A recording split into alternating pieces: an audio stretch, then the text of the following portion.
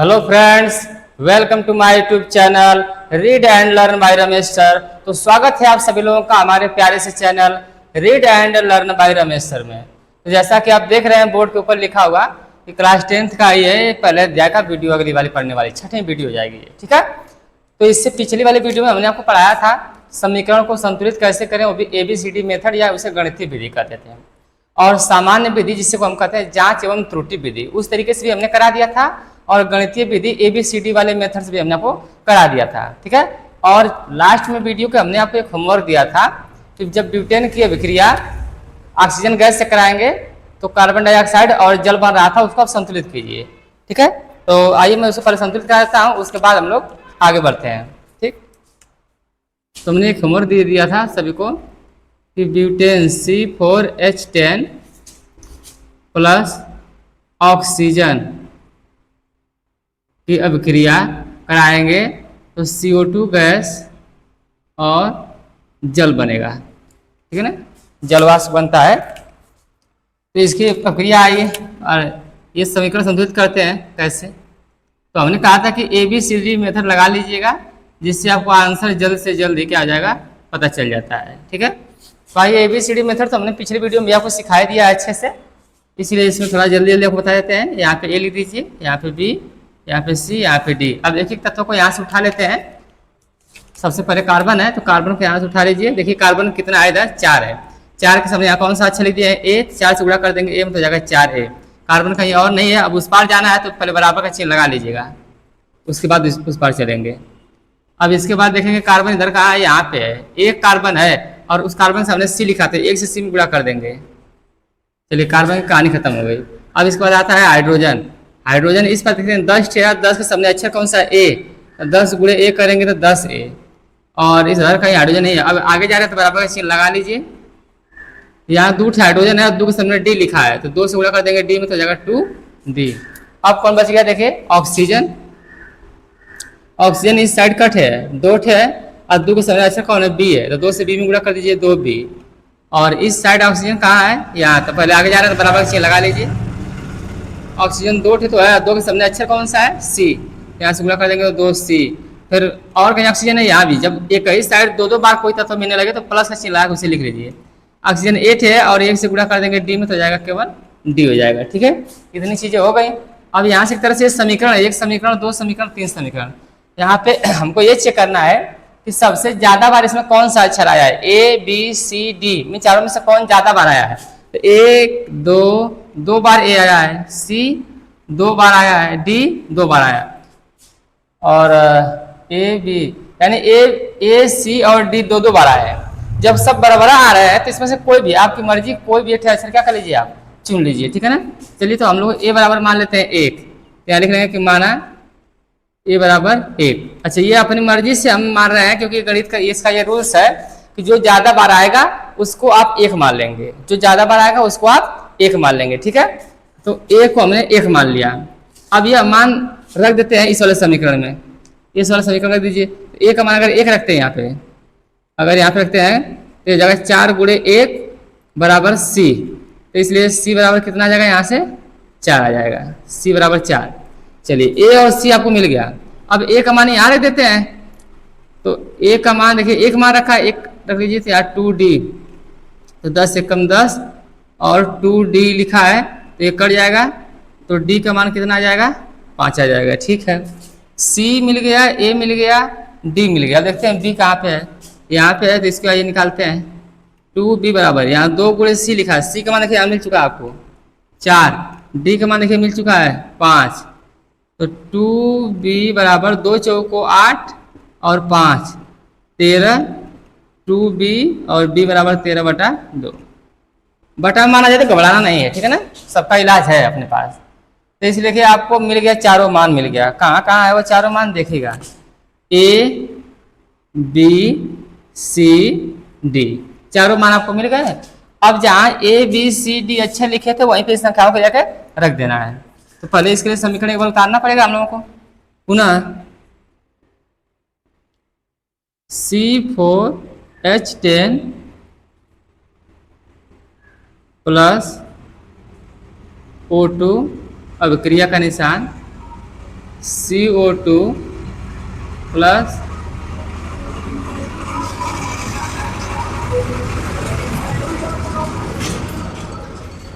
H2O। ठीक है, अब इसको हम कर लेते हैं ब्रैकेट में बंद।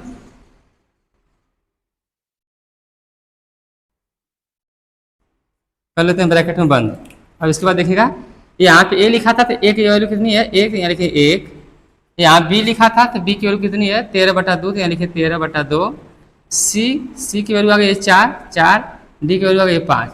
तो अभी ये देखिए सब संख्याएं एक अच्छी संख्याएं हैं, लेकिन ये क्या है, एक बटा वाली संख्या है। ठीक है, तो इसको भी हम क्या करते हैं कि सही संख्या बनाते हैं। तो सही संख्या बनाने का रूल्स ये है कि जो भी हर में लिखा गया होगा, हो सकता है ये भी बटा में हो सकता था, हो सकता है ये भी बटा में हो सकता था, ये भी बटा में हो सकता था, चारों बटा में आ सकते थे, 2 बटा में आ सकते हैं, 3 बटा में आ सकते हैं। तो जितना भी हर रहेगा उस हर का लसा ले लेंगे और उसी लसा से पूरे समीकरण में क्या कर देना है, आपको गुणा कर देना है। तो हर केवल इसी के पास है, बाकी सबका हर तो एक एक है। तो हर इसका 2 है तो हम 2 से क्या कर देंगे, गुणा कर देंगे। ठीक है ना, पूरे समीकरण में। तो हम कह सकते हैं कि 2 से पूरे समीकरण में गुणा करने पर, 2 से गुणा करेंगे तो यहाँ अगर 2 से गुणा करते हैं तो यहाँ क्या जाएगा, 2 गुणे 1 यानी कि 2 हो जाएगा। और यहाँ फिर से अलग नहीं लिख रहे हैं, यहाँ पे अगर 2 से गुणा कर देते हैं तो 2 गुणे 1 2 हो जाएगा। यहाँ पे अगर 2 से गुणा करते हैं तो 2 से 2 कट जाएगा। अगर यहाँ 2 से गुणा करते हैं तो 8 हो जाएगा, और यहाँ 2 से गुणा करते हैं तो 10 हो जाएगा। यानी कि सही तरीके से देखा जाए तो ये 2 एकम 2 लिखा हुआ है। ठीक है, 2 एकम 2, और ये 2 से 2 कट गया तो केवल यहाँ बचा क्या है, 13। और ये 2 चौको कितना आ जाएगा, 8, और ये कितना आ गया, 2 5 10।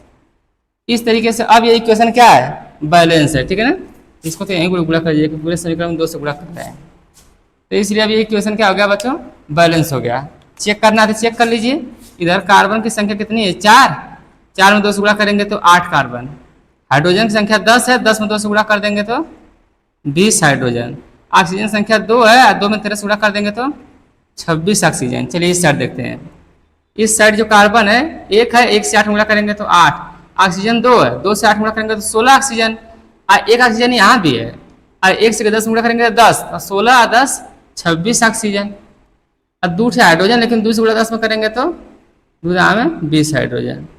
देखिए दोनों तरफ बराबर, हाइड्रोजन 20, ऑक्सीजन 26, कार्बन 8। अतः यह समीकरण क्या हुआ, संतुलित हुआ। ठीक है, तो इसको एबीसीडी मेथड बोलते हैं, गणितीय विधि है, जांच एवं त्रुटि विधि नहीं है, ना तो उसमें हमको बार बार जांच करना पड़ता। लेकिन अगर आप क्लास 10th स्टैंडर्ड में पढ़ रहे हैं, 10th स्टैंडर्ड में पढ़ रहे हैं, तो आप जांच करके लगाइएगा, एबीसीडी मेथड मत लगाइएगा। ठीक है ना, हमने आपको जांच करना भी सिखा दिया है। तो आइए अब हम लोग देखते हैं अगले टॉपिक कि आखिर रासायनिक समीकरण को संतुलित करना सीख गए, तो रासायनिक समीकरण के क्या क्या फायदे होते हैं। ठीक है ना, फिर कुछ रासायनिक समीकरण के कुछ लिमिट भी हैं, कुछ सीमाएं भी हैं, उससे कुछ होने वाली हानियां भी हैं, यानी कुछ अधूरा ज्ञान हमको प्राप्त होता है। तो हम सीमाएं पढ़ेंगे और इसका लाभ पढ़ेंगे। ठीक है ना, कि रासायनिक समीकरण से क्या लाभ है और रासायनिक समीकरण की क्या सीमाएं हैं। ओके, तो आइए देखते हैं, इसका स्क्रीनशॉट लीजिए, और ये रहा आपका।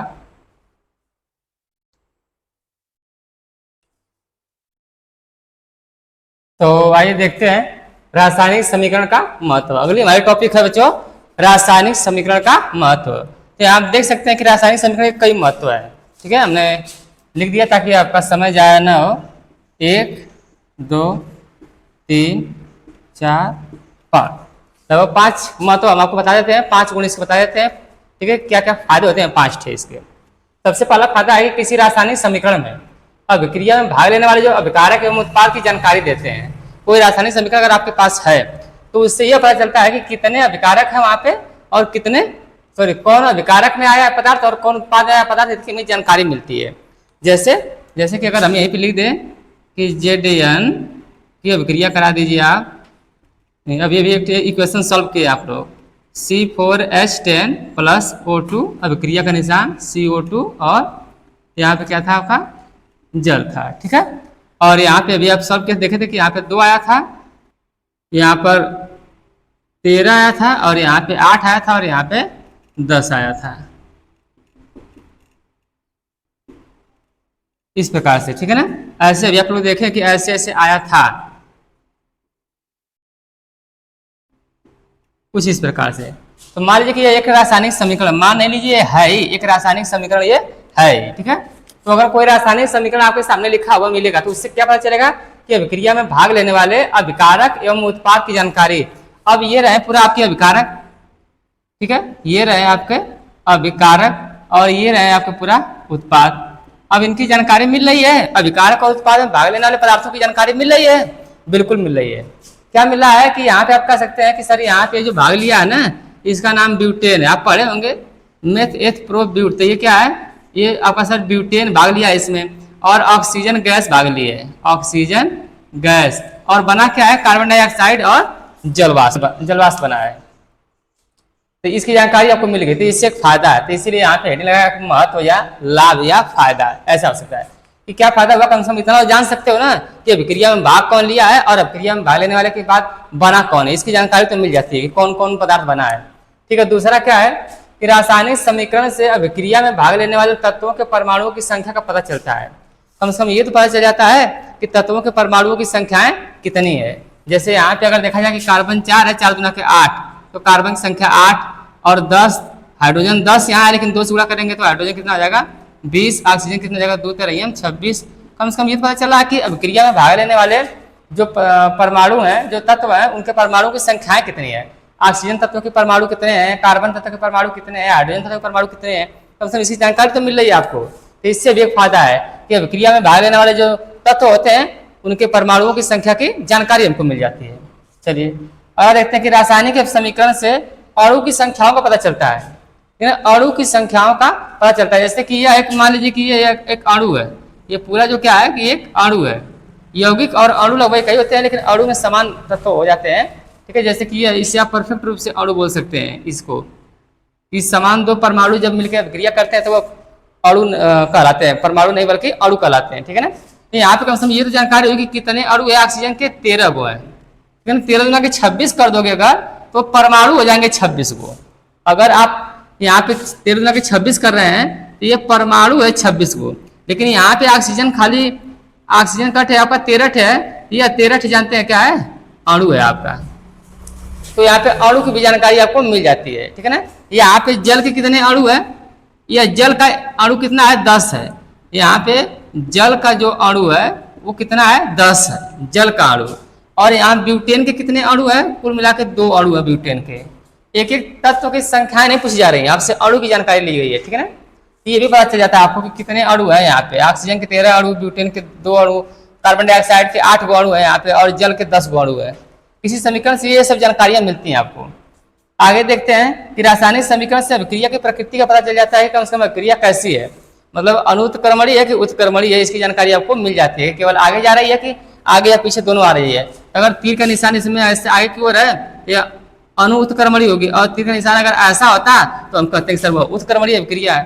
कम से कम इसकी जानकारी तो हमें मिल ही जाती है कि वह दोबारा हमको वापस नहीं मिलने वाली चीजें हैं। अच्छा आगे देखते हैं कि रासायनिक समीकरण द्वारा रासायनिक अभिक्रिया में प्रयुक्त या निर्मित, प्रयुक्त मतलब भाग लेने वाले और निर्मित मतलब जो उनसे बना हुआ होगा। प्रयुक्त ये लोग यानी अभिकारक और उत्पाद की बात चल रही है। प्रयुक्त पदार्थ के आयतन ज्ञात हो जाते हैं। अगर आपको रासायनिक समीकरण पता है तो आप वहां से जो भी उसमें लोग भाग लिए हैं उनका क्या ज्ञात कर सकते हैं, आयतन ज्ञात कर सकते हैं। आयतन कैसे ज्ञात कर लेंगे, क्योंकि आपको ये पता होना चाहिए कि एनटीपी पर नॉर्मल टेम्परेचर प्रेशर पर 1 मोल गैस का आयतन इतना होता है। 1 मोल गैस का आयतन 22.4 लीटर होता है। अगर ये जानकारी आपको पता है तो फिर आप मोलों की संख्या ज्ञात करके उसका आयतन पता कर सकते हैं। क्लास 9th में आप पढ़े होंगे मोलों की संख्या स्मॉल n बराबर स्मॉल m/m, ठीक है ना। ये चीज आप पढ़े होंगे, क्या है मोलों की संख्या, ठीक है ना। मोलों की संख्या बराबर इतना आप पढ़े होंगे। तो यहाँ से मोलों की संख्या आप चाहे तो ज्ञात करके आराम से आप गैसों का आयतन भी ज्ञात कर सकते हैं। ओके ठीक है, अब इसका पहले आप स्क्रीनशॉट ले लीजिए।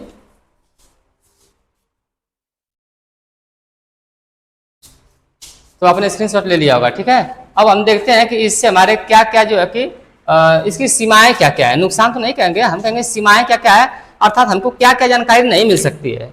रासायनिक समीकरण से क्या क्या चीजें अधूरी रह जाती हैं। यहाँ पे पता चला कि क्या क्या जान सकते हैं आप, अब क्या क्या आप नहीं जान पाते हैं वो देखते हैं, ठीक है ना। तो ये रहा आपका, तो देखिए रासायनिक समीकरण की सीमाएं, ठीक है ना, क्या क्या इसकी लिमिट है, क्या क्या जानकारी हमको नहीं मिलती है, उसके बारे में देखते हैं कि क्या क्या की जानकारी हमको नहीं मिलती है। तो देखिए पहला है कि इसमें अभिकारक एवं उत्पादों की भौतिक अवस्थाओं के बारे में कोई ज्ञान नहीं मिलता हमें, ठीक है ना। अभिकारक एवं उत्पाद के भौतिक अवस्थाओं के बारे में कोई जानकारी नहीं मिलती है।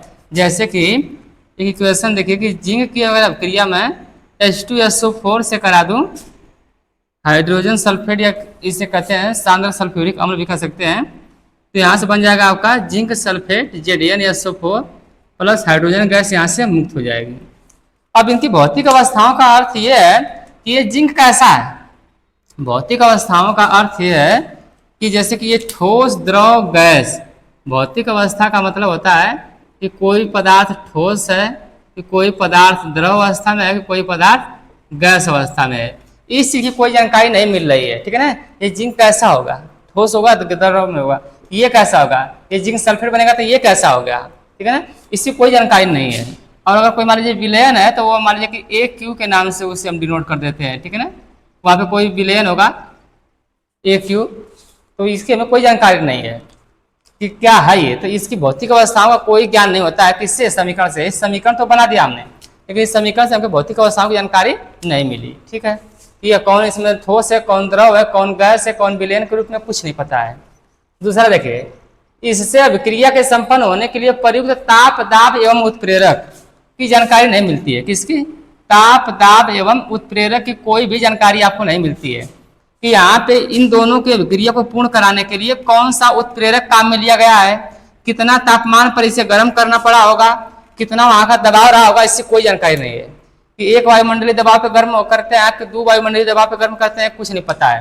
टेम्परेचर 10 डिग्री रखना है कि 50 डिग्री रखना है, कुछ नहीं पता है, ठीक है ना। कौन सा उत्प्रेरक मिला है यहाँ पे, ठीक है, इसकी भी कोई जानकारी नहीं है हमें। उत्प्रेरक का मतलब होता है कि जो अभिक्रिया के स्पीड को कम या बेसी कर सकता है, वो उत्प्रेरक होता है।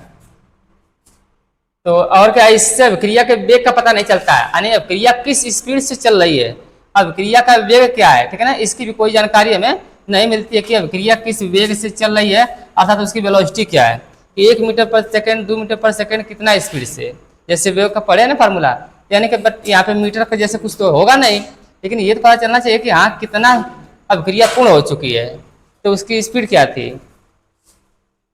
अच्छा आगे देखिए, अगला है इससे अभिक्रिया में प्रयुक्त होने वाले, इससे अभिक्रिया में यहाँ छूट गया एक अच्छा, मुक्त या प्रयुक्त, इससे अभिक्रिया में मुक्त या प्रयुक्त होने वाली ऊर्जाओं का जैसे कि विद्युत ऊर्जा, प्रकाश ऊर्जा, उष्मीय ऊर्जा आदि ऊर्जाओं का कोई ज्ञान भी नहीं होता है कि कौन सी ऊर्जा यहाँ से मुक्त हो रही होगी। क्या यहाँ से उष्मीय ऊर्जा निकल रही होगी, क्या यहाँ से प्रकाश ऊर्जा निकल रही होगी, हमको कुछ नहीं पता कि यहाँ से ऊर्जा कौन सा मुक्त हो रही है। तो ऊर्जाओं की भी कोई जानकारी नहीं है। या फिर ये दोनों तत्व या ये दोनों पदार्थ आपस में क्रिया किए हैं, क्या इन्हें गर्म करना पड़ा होगा, उष्मा देना पड़ा होगा, कि खुद प्रकाश से गर्म हो गए होंगे, या इन्हें करंट का झटका देना पड़ा होगा तब ये गर्म हुए होंगे, कुछ नहीं पता। तो हमको इन ऊर्जाओं की भी जानकारी नहीं होती है कि कौन सी ऊर्जा इससे मुक्त हो रही है और कौन सी ऊर्जा प्रयुक्त हो रही है, मतलब कौन सी इसमें लगी है उसको प्रयुक्त, और जो निकलेगी ऊर्जा उसको मुक्त ऊर्जा, इसकी भी कोई जानकारी नहीं है। अच्छा, इससे अभिक्रिया के पूर्ण होने में लगने वाले समय की भी जानकारी नहीं मिलती है। जैसे कि आपको पता है कि जिंक की अभिक्रिया जब H2SO4 से कराते हैं तो जिंक सल्फेट बनता है और हाइड्रोजन गैस मुक्त होती है, लेकिन ये आप नहीं बता सकते हैं यहाँ पे देख करके ये अभिक्रिया 1 घंटा में हो गई थी कि 1 दिन लग गया था, नहीं पता ना कि 10 सेकंड लगा कि 20 सेकंड की, 1 घंटा का, 2 घंटा की, 4 घंटा, कितने देर में अभिक्रिया हो जाएगी, कितने देर में जिंक और H2SO4 अभिक्रिया करके जिंक सल्फेट बनाएंगे। तो इस टाइम की हमें कोई जानकारी नहीं है। तो यहाँ पे समय का भी कोई ज्ञान नहीं है, अर्थात यह भी इससे होने वाला एक कमी है, रासायनिक समीकरण में होने वाली एक कमियां है कि इससे हमें कोई जानकारी नहीं मिलती है, ठीक है। तो ये हो गया आपका। अब इसके बाद हम देख लेंगे, अब इसके बाद हमें क्या पढ़ना रहेगा जानते हैं कि आखिर रासायनिक समीकरण लिखने की कोई अच्छी विधि जिससे संपूर्ण जानकारी आपको मिलती हो। हालांकि रासायनिक समीकरण लिखने की विधि तो हमने बता ही दिया है, लेकिन अगर सब कुछ संपूर्ण तरीके से लिखे तो कैसे लिखना चाहिए हमें, ठीक है। तो यहाँ पे देखिए आपको कैसे लिखना चाहिए कि इसमें जहाँ पे कोई चीज ठोस होगा वहाँ पे S लिखना होगा, जहाँ द्रव होगा वहाँ पे आपको L लिखना होगा, और जहाँ गैस होगा वहाँ पे आपको G लिखना होगा, जहाँ पे कोई विलयन होगा वहाँ पे आपको क्या लिखना होगा, AQ लिखना होगा। अगर इस तरीके से आप लिख लिख के सबके सामने करते हैं तो फिर वह अभिक्रिया संपूर्ण रूप से क्या है, शुद्ध है, ठीक है ना। कि इनके सामने आप यहाँ पे लिख देंगे, जैसे कि यहाँ इसके बगल में राइट साइड में, इसके बगल में लिखते हैं, यहाँ राइट साइड में इनके बगल में ये चीजें लिखते हैं। अब जो जैसा होगा, अगर ये सॉलिड होगा तो यहाँ पे यस लिखेंगे, अगर ये कोई लिक्विड होगा तो आप यहाँ पे एल लिखेंगे, अगर ये सोल्यूशन होगा किसी चीज़ का विलयन होगा तो आप यहाँ पे ए क्यू लिखेंगे, और ये अगर किसी चीज़ का विलयन हुआ तो यहाँ ए क्यू, नहीं तो सॉलिड हुआ तो एस, और ये हाइड्रोजन तो गैस है तो यहाँ पे जी। इस तरीके से जब लिखेंगे तो संपूर्ण रूप से शुद्ध अपक्रिया मानी जाएगी। ठीक है, तो इसका फिर स्क्रीनशॉट ले लीजिए। तो आपने स्क्रीनशॉट ले लिया होगा। ठीक है, तो जितने लोग भी मेरी वीडियो देख रहे हैं उनसे रिक्वेस्ट है कि अगर वीडियो आपको अच्छी लगे तो कृपया लाइक और कमेंट करना ना भूलें, और जो लोग चैनल पर नए जुड़े हैं वो चैनल को सब्सक्राइब कर लें ताकि हम जो भी वीडियो डालें उनके यहाँ तुरंत नोटिफिकेशन पहुँच जाए और सबसे पहले उनको वीडियो मिल जाए ताकि वो इसका फ़ायदा उठा सकें। ठीक है, और जितने क्लास 10th वाले बच्चे पढ़ने वाले हैं वो कृपया इस वीडियो को देखना शुरू कर दें, और अच्छी लगे तो कृपया दूसरों को भी शेयर करें ताकि सभी लोग इसका फ़ायदा उठा सकें। ठीक है, थैंक यू।